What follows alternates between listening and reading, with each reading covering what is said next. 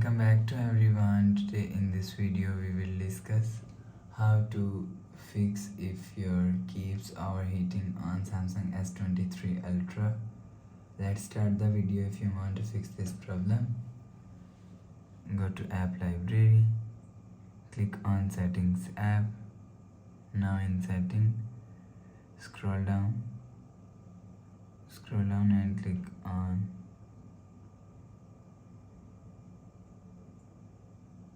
software update. Click on download and install. You will check your software update is latest. If it not latest, update your software latest. After update software latest, go back to home screen. You will see your problem is solved.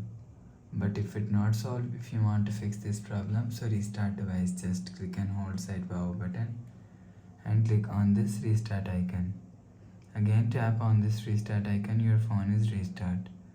After restarting, enter phone pin. You will see your problem is solved.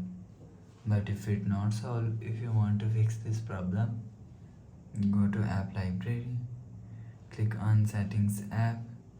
Now in setting, scroll down to and click on general management. Click on reset and reset all settings. Reset setting, enter phone pin, click on continue and click on reset. So it just reset all setting. It's not clean and remove your phone memory and data.